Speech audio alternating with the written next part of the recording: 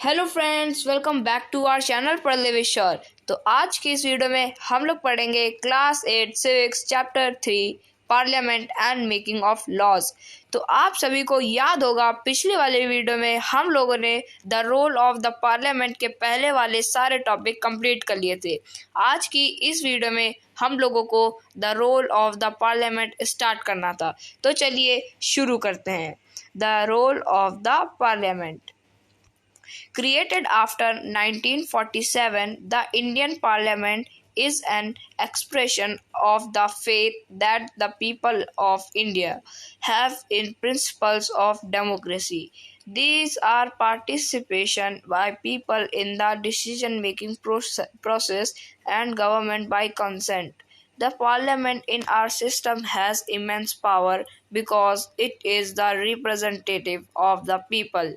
Election to the parliament are held in a similar manner as they are for the state legislature. The Lok Sabha is usually elected once every 5 years. The country is divided into numerous constituencies as shown in the map on page 41. Each of these constituencies elects one person to the parliament. The candidates who contest election usually belong to different political parties. तो क्या होता है कि ये जो parliament है हमारी, ये 1947 के बाद हमारी क्या एक इंडियन पार्लियामेंट बनी। किस लिए? ताकि ये एक पार्लियामेंट जो है हमारी एक एक्सप्रेशन है फेथ का, और फेथ और पीपल जो लोगों के जो फेथ है उनका ये एक्सप्रेशन है। और इसके जो प्रिंसिपल है जो डेमोक्रेसी, इसका जो एक्सप्रेशन किसमें हमारी पार्लियामेंट में आता है। और इनमें जो पार्टिसिपेशन करते हैं पीपल डिसीजन मेकिंग में और मेकिंग गवर्नमेंट बाय कंसेंट, यानी कि इस पार्लियामेंट में लोग पार्टिसिपेट करते हैं ताकि नए नए डिसीजन बना सके गवर्नमेंट में रह के। और ये जो पार्लियामेंट है ये एक सिस्टम है जिसमें क्या जो नए नए जो पावरफुल पॉलिटिकल लीडर्स इमेंस होते हैं अपने रिप्रेजेंटेटिव्स के द्वारा, जो लोग हैं वो अपने रिप्रेजेंटेटिव्स को एक पावरफुल इमेंस बनाते हैं। सब क्या पार्लियामेंट के अंदर ही होता है।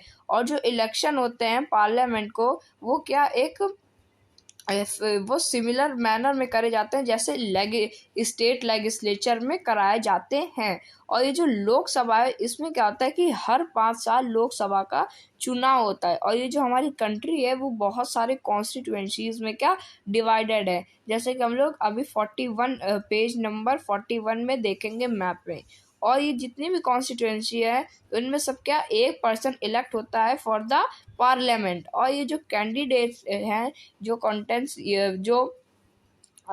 कैंडिडेट्स हैं जो कि पार्लियामेंट में आते हैं, ये सब क्या डिफरेंट पॉलिटिकल पार्टीज से क्या बिलोंग करते हैं। तो फ्रेंड्स ये जो यहाँ पे जो एक टेबल दी गई है ये क्या 2019 का रिजल्ट है लोकसभा इलेक्शन का। तो ये फ्रेंड्स ये भाई हमारे टॉपिक से रिलेटेड नहीं है, ये हमारे नॉलेज के लिए दे रखा है। तो फ्रेंड्स ये जो 2019 का जो ये टेबल है इसे हम लोग बाद में कभी पढ़ेंगे या आप इसे अपनी बुक में रीड कर लीजिएगा। हम लोग चलते हैं अपने टॉपिक की तरफ। तो once elected, these candidates become members of the parliament or MPs. These MPs together make up the parliament. One election to the parliament have taken place. The parliament needs to perform the following functions. तो क्या कहा जाता है कि ये जो लोग होते हैं लोकसभा के, ये सब क्या एक बार इलेक्ट करे जाते हैं, हर 5 साल में एक बार इलेक्ट करे जाते हैं। और जब ये इलेक्ट हो जाते हैं तो ये क्या मेंबर बन जाते हैं पार्लियामेंट के। और मेंबर ऑफ पार्लियामेंट इसको क्या एमपी भी कुछ लोग कहते हैं, एमपीज। तो ये जो एमपी है ये भी क्या मेंबर ऑफ पार्लियामेंट इसका फुल फॉर्म है। और ये जो एमपी है ये सब साथ मिलकर के क्या पार्लियामेंट को बनाते हैं। और क्या करते हैं कि जो इलेक्शन होता है जो कि पार्लियामेंट के पास होते हैं, मतलब कि जो लोग इलेक्ट होकर के पार्लियामेंट के अंदर बैठते हैं उन्हें कुछ फंक्शन को परफॉर्म करना होता है। तो जो हमारा फर्स्ट फंक्शन है वो है to select the national government. जो नेशनल गवर्नमेंट है उसे क्या सेलेक्ट करना। Parliament of India consists of the President, the Rajya Sabha and the Lok Sabha. After the Lok Sabha election, a list is prepared showing how many MPs belong to each political party. For a political party to form the government, they must have a majority of elected MPs. Since there are 543 elected plus 2 Anglo-Indians nominated members in Lok Sabha, to have a majority, a party should have at least half the number, therefore 272 members or more. The opposition in parliament is formed by all the political parties that are not part of the majority party या coalition formed. The largest amongst these parties is called the opposition party. तो क्या कहा जाता है कि जो parliament है India की, इसमें क्या है कि 3 चीज़ होती है, यानी कि अगर पार्लियामेंट को डिवाइड करा जाएगा तो इसमें क्या 3 चीज़ें निकली जाएंगी। पार्लियामेंट को हम लोग 3 चीज़ों में डिवाइड करते हैं। क्या? पहला हो गया पार्लियामेंट, मतलब पार्लियामेंट को जब डिवाइड करेंगे तो पहला हो गया प्रेसिडेंट, दूसरा हो गया राज्यसभा और तीसरा हो गया लोकसभा। ये लोकसभा, राज्यसभा, पार्लियामेंट, प्रेसिडेंट, ये तीनों क्या, ये तीनों पार्ट है पार्लियामेंट के। अगर पार्लियामेंट के जैसे समझ लीजिए एक पार्लियामेंट है, पार्लियामेंट के 3 पार्ट है, प्रेसिडेंट, राज्यसभा, लोकसभा।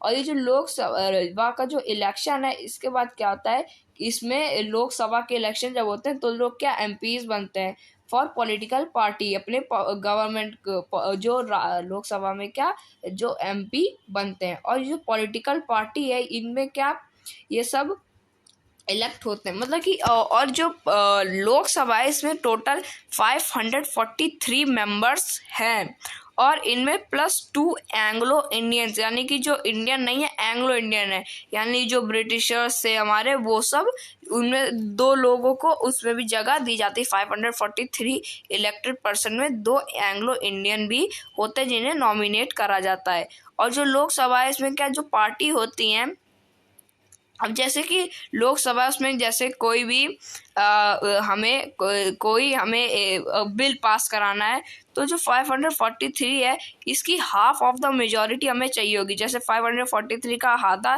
272, अगर इतने 272 इतना नंबर अगर आ रहा है तो क्या वो बिल पास हो सकता है। हमें क्या मेजॉरिटी चाहिए होती है। जैसे सरकार बनानी है तो 543 लोगों में से अगर आधे से ज़्यादा लोग बीजेपी को सपोर्ट कर रहे हैं तो सरकार किसकी बनेगी, बीजेपी की बनेगी। यानी जो गवर्नमेंट जो बनाता है वो कौन बनाता है, ये पार्लियामेंट के लोग ही क्या चूज करते हैं। जैसे बीजेपी और कांग्रेस का क्या इलेक्शन हुआ तो इसमें क्या कहा, नेशनल गवर्नमेंट के लिए पीएम का इलेक्शन हुआ। तो जो 543 हैं इनमें से क्या हुआ कि 543 में से 300 बीजेपी जीत गई, ठीक है, और 500 में से 300 बीजेपी जीत गई और 200 कौन, कांग्रेस जीत गई। तो कौन बनाएगा गवर्नमेंट, तो बनाएगा जिसकी ज़्यादा सीटें होंगी, किसकी, बीजेपी की ज़्यादा, कितनी 300 है और चाहिए कितनी 272 बनाने के लिए। तो हमें बीजेपी की कितनी हो गई 300 सीटें। तो 300 सीटें जब आ गई बीजेपी की तो बीजेपी क्या अपना लीडर बनाएगी और जिसको जो ज़्यादा पॉपुलर होगा उस टाइम वो उसको बना देंगे। और जो कांग्रेस है जो कि सेकंड आई, जो कि मेजॉरिटी ना ला सकी और गवर्नमेंट ना बना पाई, तो सारी जितनी भी पार्टीज है जो हार गई इलेक्शन वो सब कहाँ ऑपोजिशन पार्टी कहलाती है, यानी कि ओपोनेंट कहलाती है ऑपोजिशन पार्टी, और वो ऑपोजिशन में बैठती हैं। One of the most important function of the Lok Sabha is to select the executive. The executive, as you read in chapter 1, is a group of persons who work together to implement the laws made by the parliament. This executive is often what we have in mind when we use the term government.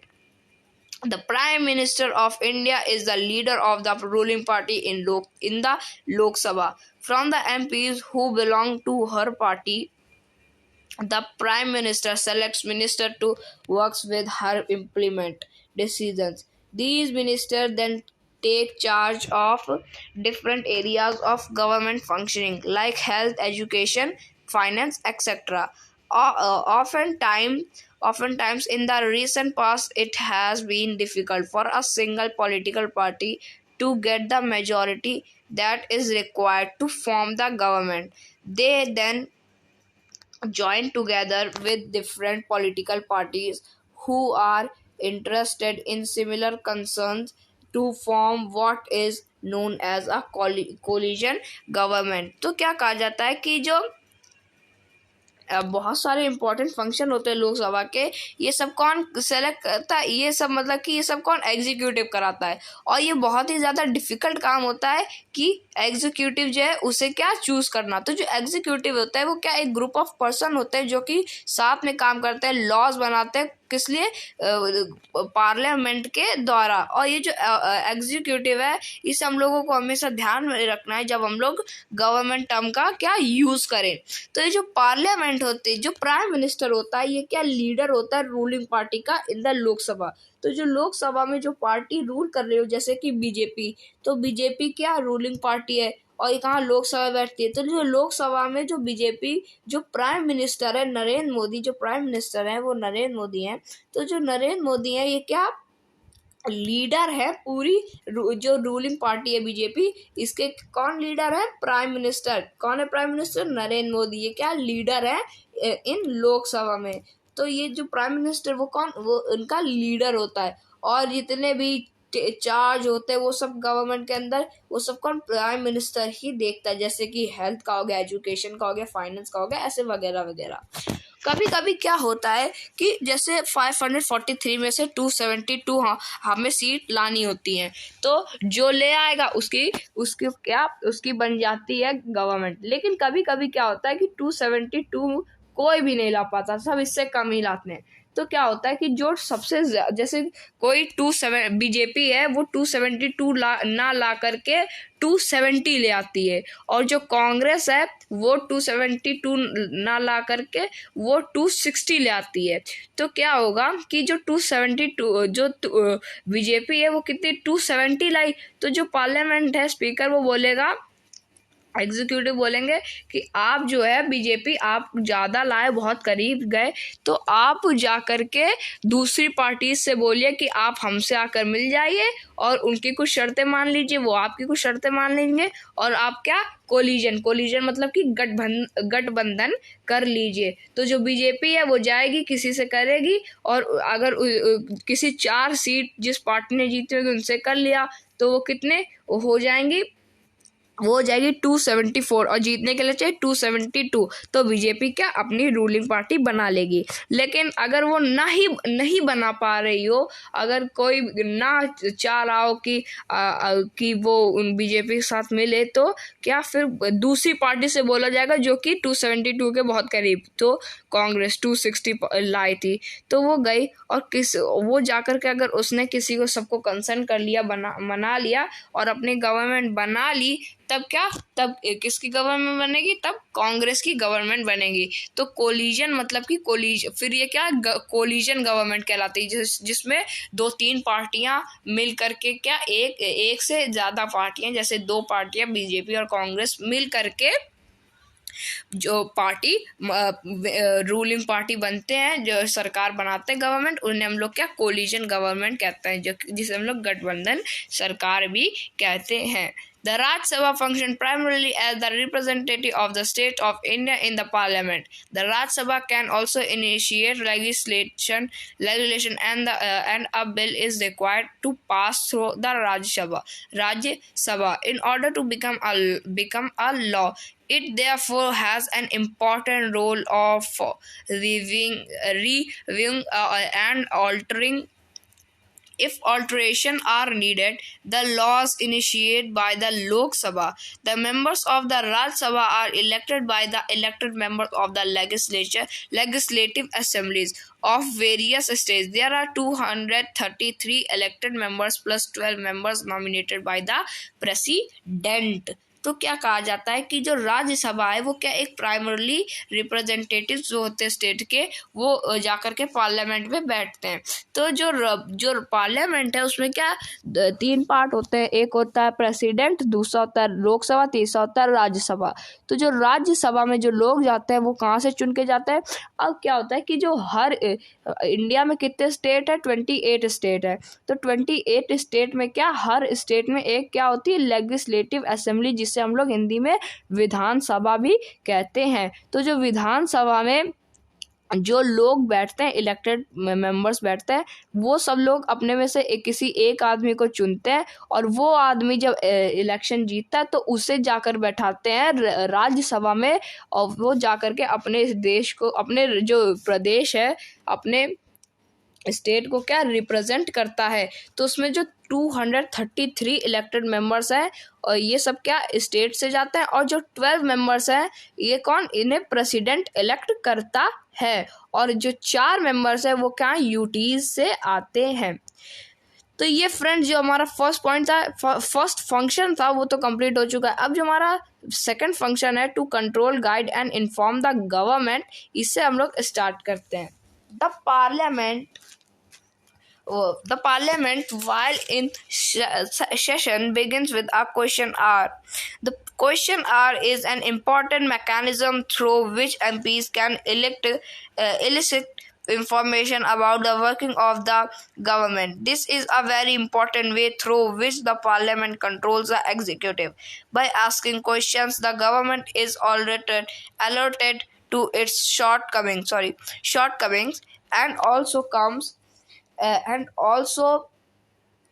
comes to know the opinion of the people through their representatives in the parliament. Therefore, the MPs asking question of the government is a crucial task for every MP. The opposition parties play a critical role in the healthy functioning of a democracy. The highlight drawbacks in various policies and programs of the government and mobilize popular support for their own policies. तो क्या कहा जाता है कि जो parliament है, जब session चल रहा होता है तो सबसे पहला जो फर्स्ट आवर होता है वो क्या क्वेश्चन सेशन होता है। इसमें क्या होता है कि सब लोग क्या क्वेश्चन पूछते हैं। जो अपोजिशन पार्टी है वो रूलिंग पार्टी से जो रूलिंग पार्टी उस जो अपोजिशन पार्टी है वो रूलिंग पार्टी से क्या क्वेश्चन पूछती है कि, और ऐसे क्वेश्चन नहीं जनरल नॉलेज के कि ताजमहल कहाँ है, अकबर कब आया, ये सब क्वेश्चन नहीं, चैप्टर से रिलेटेड क्वेश्चन नहीं। ये क्वेश्चन पूछती है कि आपकी सरकार चल रही है और अभी यहाँ पर रोड नहीं बनी, कितनी खराब रोड है, हॉस्पिटल नहीं अच्छे, एजुकेशन नहीं अच्छी, हॉस्पिटल की बिल्डिंग्स खराब हैं, स्कूल की बिल्डिंग्स खराब है, रोड्स खराब हो रखी हैं, और ये सारे गवर्नमेंट ऑफिस खराब है, गवर्नमेंट स्कूल खराब है। तो ये सब बिल्कुल खराब है, कुछ भी सही ढंग का नहीं है। और भी जो बहुत रिलेटेड क्वेश्चन है, जैसे कि यहाँ पर ऐसी आपने नई ऐसी पॉलिसीज़ लगाई, ये तो पॉलिसीज़ अच्छी नहीं थी, ये अच्छी पॉलिसीज़ आपने ख़त्म कर दी, और ये सब आप नए पॉलिसीज़ डाले जो कि जनता के लिए अच्छा नहीं है। तो ये सारे क्या क्वेश्चन पूछते हैं, और यही सबसे क्रूशियल टाइम होता है एमपीज़ के लिए इसका आंसर दे पाना। क्योंकि ये जो ड्रॉबैक्स होते हैं सरकार के, यहीं पे आकर ये जो ड्रॉबैक्स होते हैं सरकार के, ये ऑपोजिशन वाले इसे हाईलाइट करके पार्लियामेंट में पूछते हैं। तो इससे क्या होता है कि कभी कभी जो रूलिंग पार्टी हो कुछ ज़्यादा अच्छा काम ना करती हुई, जैसे कोई ज़्यादा बेकार पॉलिसीज़ ले आई, तो उसकी वजह से क्या उसी को एक बहुत बड़ा टॉपिक बना लिया और उसी में रोज़ बातचीत हो रही है। तो इससे क्या होता है कि ये जो हाईलाइट ड्रॉबैक्स होते हैं सरकार के, उससे क्या होता है कि जो पॉलिसीज़ है, अच्छी पॉलिसीज़ प्रोग्राम्स, ये भी सरकार के नहीं दिखते, और जो खराब पॉलिसीज़ प्रोग्राम्स हो गए, ये सब क्या इनको मोबिलाइज करा दिया जाता है, और इन्हें क्या फिर इनसे काफ़ी क्वेश्चन करे जाते हैं, और कभी कभी आंसर न दे पाने की वजह से क्या फिर जनता समझती है तो देखो ये घोटाला पकड़ा गया, ये सब करने की वजह से फिर अगली बार इनका काफ़ी मुश्किल हो जाता है जीतना। The government gets valuable feedback and is kept on its toes by the question asked by the MPs. In addition, in all matter dealing with finances, the parliament approval is crucial for the government. This one is the several ways in which the parliament controls, guides and informs the government. The MPs as representatives of the people have a central role in controlling, guiding and informing parliament, and this is a key aspect of functioning of Indian democracy. तो क्या होता है कि ये जो government होती है इसको क्या एक वैल्यूएबल फीडबैक मिलता है अपने काम का, यानी कि जैसे कई सारी पॉलिसीज लाए तो इसमें क्या होता है कि जो ऑपोजिशन है वो सब क्वेश्चन पूछते तो उनको क्या ये सब क्वेश्चन पूछ के सब बता रहे होते, तो उन्हें क्या एक फीडबैक मिल रहा होता है कि उन्होंने कहाँ कैसा कैसा काम करा, तो काफ़ी अच्छा फीडबैक मिल रहा होता है. और इसकी वजह से वो क्या जहाँ पे उन्होंने गलती करी होती है वहाँ पे क्या वो जा करके सुधार करते हैं. और ऐसे ही ये जैसे नई नई पॉलिसीज़ ला रहे हैं और उसमें जाकर के कोई भी ख़राबी निकलती है तो ये जाकर के उस पॉलिसीज़ को पहले तो मॉडिफाइंग करते हैं, यानी कि उसे अच्छा से अच्छा बना पाते हैं. लेकिन कभी कभी वो काफ़ी ज़्यादा वो पूरी पॉलिसी ख़राब होती है तो इसकी वजह से क्या उस पॉलिसीज़ को वो लोग बंद भी कर देते हैं. तो फ्रेंड्स ये जो हमारा सेकंड फंक्शन था ये भी कंप्लीट हो चुका है और इसी के साथ जो हमारा टॉपिक था वो भी कंप्लीट हो चुका है. अब जो हमारा नेक्स्ट टॉपिक है how do new laws come about, ये हम लोग पढ़ेंगे नेक्स्ट वीडियो में. आज की इस वीडियो में इतना ही, मिलेंगे नेक्स्ट वीडियो में नेक्स्ट टॉपिक के साथ. तब तक के लिए थैंक यू वेरी मच.